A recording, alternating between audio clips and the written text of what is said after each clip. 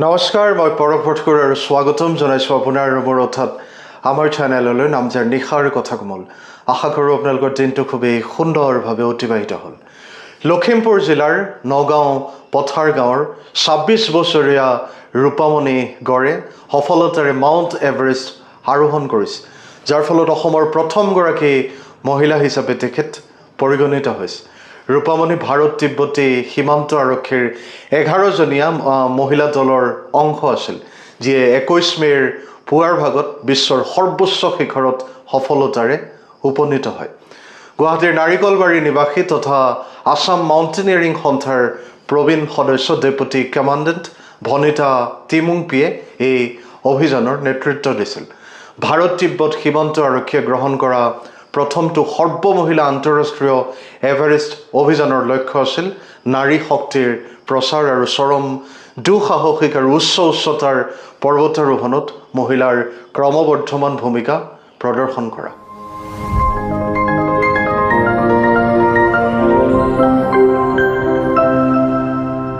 কৃষক পৰিয়ালত জন্মগ্ৰহণ কৰা ৰূপামণি সামান্য সামৰ্থ্যৰে লীলাবাৰীত ডাঙৰ দীঘল হৈছিল। পিতৃ জয়সিঙৰ কৃষি কৰ্মত নিয়োজিত, আনহাতে মাতৃ কমলাৱতীয়ে অংগনবাদী সহায়িকা হিচাপে কাম কৰে।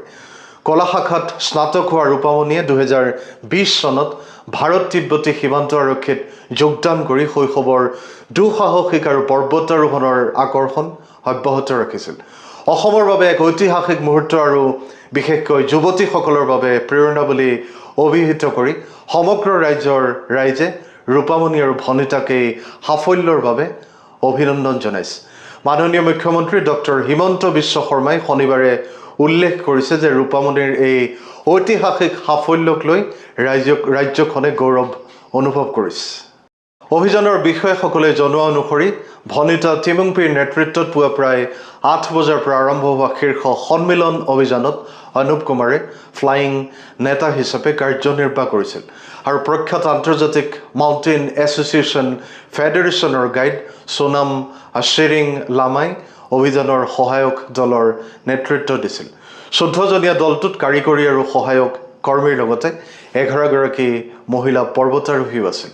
২০২৬ চনৰ ১৯ এপ্ৰিলত নতুন দিল্লীৰ পৰা ফ্লেগ অফ হোৱাৰ পিছত নেপাল ফালৰ পৰা চাউথ কোল পথেৰে এভাৰেষ্টৰ কাষ চাপিছিল এই সমগ্ৰ অভিযান।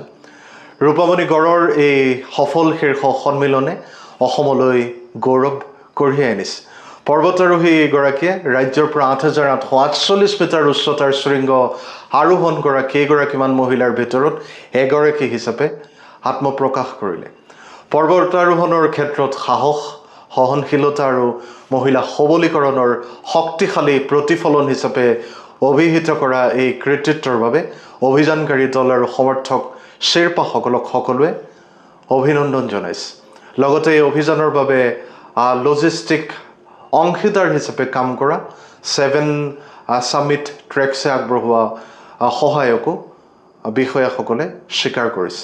শেষত ৰূপামণি গড়লৈ পুনৰ অভিনন্দন জনাই আজিৰ এই খণ্ডটো সামৰিছোঁ।